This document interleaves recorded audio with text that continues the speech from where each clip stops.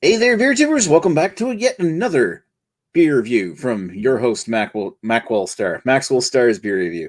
Tonight, we're going to take a look at a relatively new beer that showed up here in New Brunswick and literally did just show up like in the last week.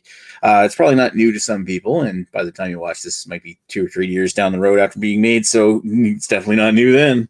It'll be a long past memory of the time that we had the cherry chocolate version of Duchesse de Bourgogne. This is chocolate Duchess cherry. Ooh. The Duchess of Burgundy. Duchess de Bourgogne. Anyway, yeah, so this is actually kind of interesting. It comes in at 6.8% ABV. The English part of this bottle here, it was made in Belgium after all. So it says chocolate Duchess cherry is a refreshing cherry ale matured in oak casks with addition of 200 gram per liter of whole cherries and a natural aroma of cocoa. So yeah, that should be interesting. So it's like Duchess de Bourgogne, which was already like a tart cherry like beer with cherries added, so it's more like a creek. And then all of a sudden they added even more chocolate to balance the set. So it's like a holiday treat. At least I hope so. At $6.99 a bottle for what? How big is this thing? 11.2. That's not even 33 CL. That's tiny. That's so yeah. It better be good for the money. Anyway, I'm kind of excited to try this because I mean, Duchess de Bourgogne is a tasty beer. We did it on Beer Analysis 101 one night and actually got a pretty high rating if I recall correctly. I'd have to look it up. Anyway, yeah. So let's give this thing a pour into my Garrison Teku. Holy cherry! Look at that color. Like I was expecting to maybe see a bit more like chocolate brown to the color of that rather than this cherry puree kind of look. It's a little bit darker now. Excuse the sudsy on the bottle there, on the glass there. Hold that up to the light there. Look at very dark cherry kind of. It's like adding cherry juice to Sprite or something. It's got that very dark cherry juice kind of look to it. Half finger ahead on the top of that. I see we got one comment in there. Yo, I was going to try to pick this up tomorrow. Hey, cheers rating on your parade. Yeah, I'll let you know if it's any good in about 30 seconds. Let's give this a whiff. Cheers. Oh, actually, you know what? The chocolate comes out on that. Quite pronounced. Holy. You get the cherries, you get the chocolate. It's like a little sugary sweet. It literally smells like the cherry chocolate covered, like the chocolate covered cherries that you get in like the like Ganong or Pot of Gold or something. Oh man, does that ever? It's like a subtly nutty as well.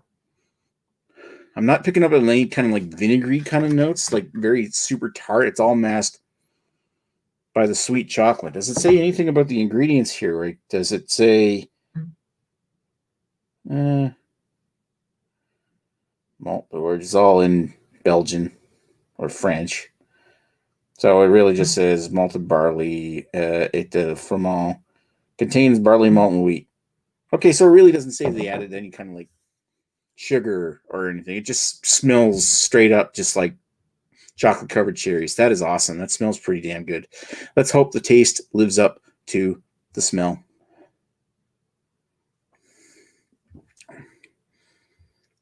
Oh man, that's even better. I mean, first off, the taste doesn't necessarily match up with chocolate covered cherries that you get in the smell, because you start to get into that very highly tannic kind of tart Duchess de Bourgogne flavor that you get it, and also those tart cherries that come into it. But it's got this nice, like the sharpness of the acidity is kind of blunted by the chocolate. Oh, that's a nice beer.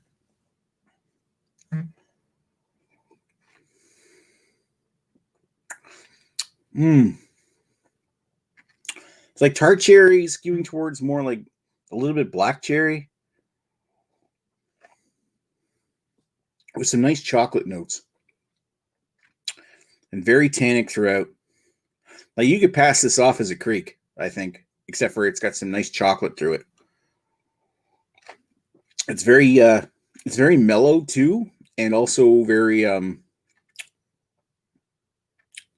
soft.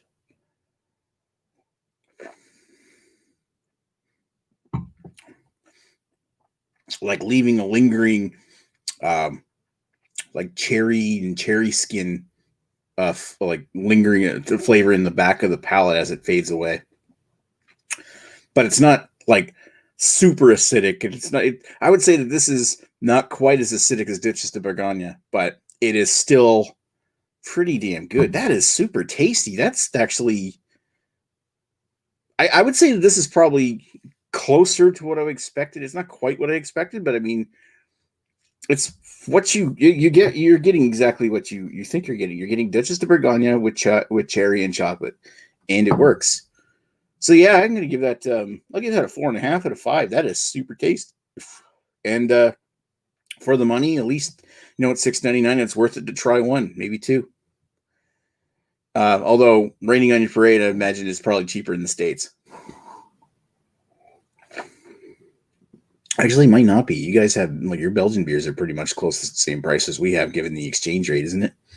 Yeah. Anyway, I'm really liking this. So yeah, 4.5 out of 5 from me, Maxwell Starr on Maxwell Starr's beer reviews. Cherry Duchess, very, very tasty. Oh, I got one last comment here. Love Duchess. The cherry version. We'll pick up a couple of bottles after the review. Hopefully he's still there. Hope they are. Anyway, tasty beer I recommend. Well, thanks for watching and chat with $5.99. Yeah, ours is $6. Wow. That it surprises me. Like some of the beer prices you guys have in the States is so much way lower than what we have. But when it comes to like craft beers and imports, it's like almost the same, maybe even a little worse at times. Beer's a weird thing, man. Anyway, I think I'm still a little envious of like at least you can buy all this kind of stuff on a regular basis or more regular basis than we can. Well, right on. Anyway, thanks for watching. I'll talk to you guys later. Cheers.